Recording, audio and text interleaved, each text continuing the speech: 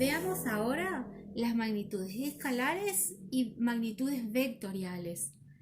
La mayoría de las personas a las que les preguntemos van a asociar la física con la matemática. ¿Y a qué se debe esto? Lo que pasa que esta ciencia traduce al lenguaje matemático todas las observaciones. Para decirnos cómo es el mundo, convierte todas las observaciones en números y luego las expresa a través de una ley física.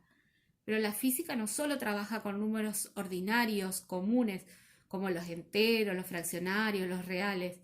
También utiliza otra clase de números, como los números complejos, que ustedes todavía no los conocen, y otras entidades más elaboradas que se llaman vectores.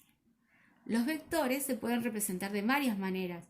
Nosotros solo vamos a usar dos de ellas, la representación geométrica con flechas y la analítica con componentes.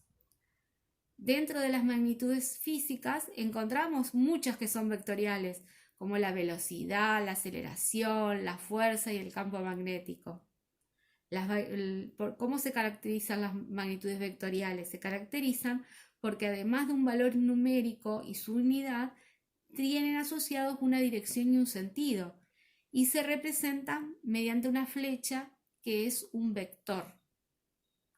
Hay otras magnitudes físicas que para quedar bien definidas solo se necesita un número y la unidad que le corresponde, por ejemplo la temperatura, la longitud, el tiempo. Y no es lo mismo operar con magnitudes vectoriales que con las que no lo son. La manera de sumar, restar, multiplicar, dividir números es distinta que cuando tenemos que realizar esas mismas operaciones, pero con magnitudes vectoriales. Para sumar vectores vamos a aplicar el método del paralelogramo o el método de la poligonal o del polígono. Y hay una broma clásica que consiste en contestar solamente, estrictamente, lo que se pregunta, en vez de tratar de ayudar. Entonces, dice así: disculpe, ¿sabe dónde hay una oficina de correos? Sí. Bien, algo molesto. ¿Podría decírmelo? Claro. Dígale entonces, por favor, insiste la víctima, que cree haber descubierto por fin la clase de locura de su interlocutor. Queda 3 cuadras para allá, le responde obediente el pesado sujeto, sin levantar la mirada del suelo ni hacer ningún gesto que permita saber a qué lugar se refiere, pues le han pedido que lo dijera, no que lo señale. ¿Y para qué nos sirve a nosotros esta broma? Nos sirve para ver que hay ciertos casos que la información de utilidad tiene que traer una indicación o especificación de dirección geográfica o geométrica. Entonces ahí vamos a distinguir dos tipos de magnitudes. Las magnitudes escalares, que son aquellas que para quedar bien definidas solo basta con decir un número y su correspondiente unidad. Por ejemplo, el tiempo, el precio de un producto, la temperatura, la presión, la altura, el volumen. El número que caracteriza al escalar puede ser positivo, negativo o cero y va acompañado de la unidad que le corresponda.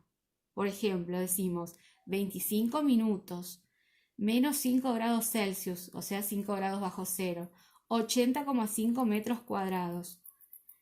Pero para explicar a una persona cómo llegar a cierto lugar, no basta con decirle que queda 2 kilómetros. Además tenemos que indicarle hacia dónde tiene que ir, por ejemplo hacia el norte. Y entonces, ¿qué es lo que pasa? Resulta el desplazamiento es una magnitud que tiene intensidad o módulo, dirección y sentido, y puede ser representada por una flecha. Este tipo de magnitudes son las que llamamos magnitudes vectoriales. Entonces definimos a las magnitudes vectoriales como aquellas que para quedar bien definidas, aparte del número, que va a ser el módulo o intensidad, y su unidad, tenemos que indicar la dirección y el sentido. Y son ejemplos de magnitudes vectoriales, por ejemplo, la velocidad, la aceleración, la fuerza, el campo magnético.